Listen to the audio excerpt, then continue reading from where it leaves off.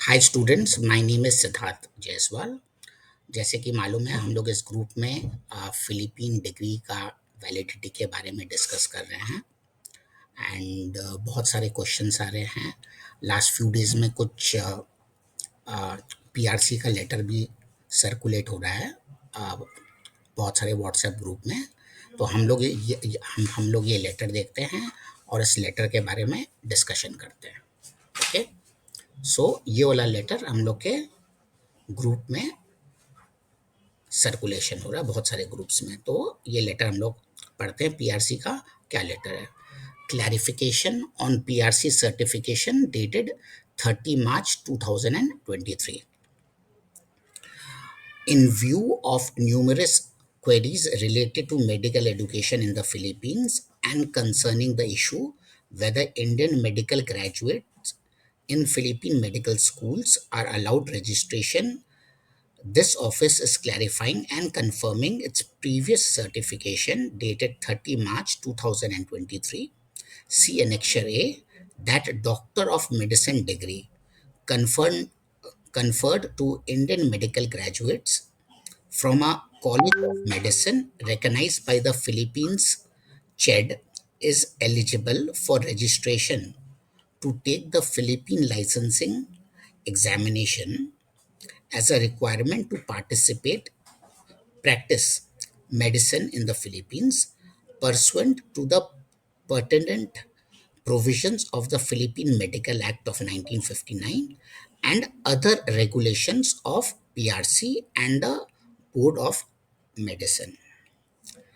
Verily, foreign, including Indian medical graduates, may register to take physician license examination upon compliance with requirements of law, rules and regulations. यहाँ पर clearly mentioned है that Indian medical graduates, if they follow the rules of Philippine Medical Act of 1959 and other regulations of PRC, then they are allowed to take the PLE examination. Okay, so this should not be meant that आप automatically eligible हो गए हैं. ठीक है, now we are going to see the PRC laws. ये रहा PRC, Philippine medical, sorry this is not PRC, this is Philippine medical act of 1959. ये आप इंटरनेट से डाउनलोड कर सकते हैं और मैं ग्रुप में भी आपको भेज दूंगा. ठीक है, इसके अंदर हम लोग आते हैं यहाँ पर article 3 section 9, candidate for board examination. Candidate for board examination shall have the following qualification. Section 8 पढ़िए.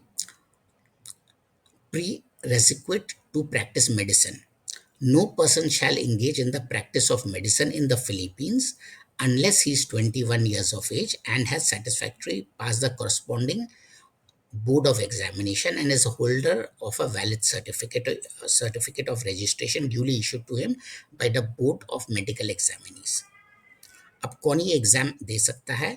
He shall be a citizen of the Philippines or a citizen of any foreign country who has submitted competent and conclusive document evidence confirmed by the Department of Foreign Affairs showing that his country existing laws permit citizens of Philippines to practice medicine under the same rules and regulations governing citizens thereof. इसका मतलब है for Indian citizens हम लोग को ये दिखाना पड़ेगा कि इंडियन लॉज परमिट करती है citizens of Philippines to practice medicine under the same rules and regulations जो इंडियन स्टूडेंट्स लोग को प्रैक्टिस करते हैं. मतलब इंडियंस लोग को जो इंडिया में पढ़ाई करते हैं उनको परमानेंट रजिस्ट्रेशन मिलता है. हम लोग को ये दिखाना पड़ेगा कि फिलिपिनोज लोग को भी परमानेंट रजिस्ट्रेशन इंडिया में मिलेगा.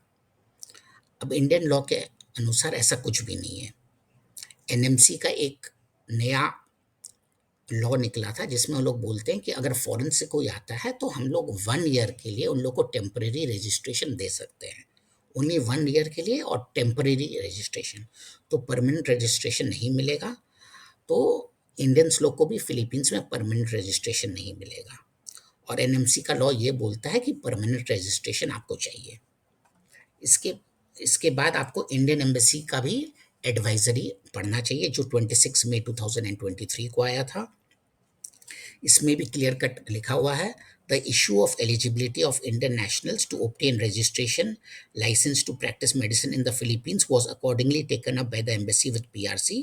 The PRC has now confirmed in writing that the absence of reciprocity between India and the Philippines, Indian nationals are not allowed to be registered for licensing examination and practice medicine in the Philippines। तो हम लोग नहीं कर सकते हैं, और कुछ भी ऐसा अगर पॉजिटिव आएगा तो please check the Indian embassy website. यहाँ पर क्लियरली लिखा हुआ है, यहाँ पर क्लियरली आएगा कि आपका एलिजिबल है कि नहीं। अब लास्ट पॉइंट हम लोग एक चीज और देखते हैं,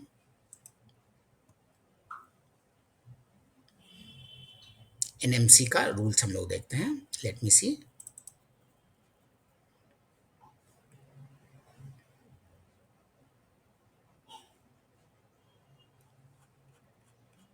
November 2021, यहां पर पॉइंट नंबर 4 है, जो देखा है point number 4B, registered with respective professional regulatory body or otherwise competent to grant license to practice medicine in the respective jurisdiction of the country in which medical degree is awarded, and at par with license to practice medicine given to the citizen of that country। मतलब हम लोग को Philippines में जो medical degree मिलेगा और license मिलेगा, it should be on par जो फिलिपिनोस को मिलता, मतलब परमानेंट हम लोग को चाहिए license. We do not want a temporary licence.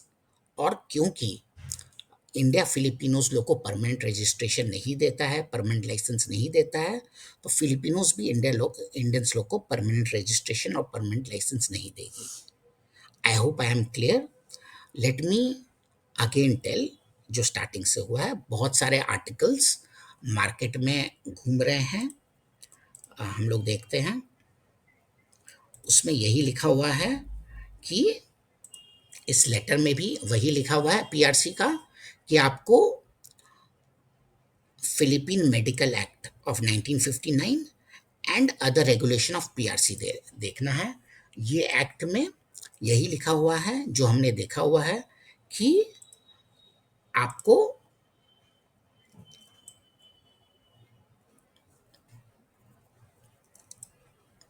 आपको department of showing that a country, आपको रेसिप्रोकल अग्रीमेंट चाहिए। ठीक है, so I hope I am clear.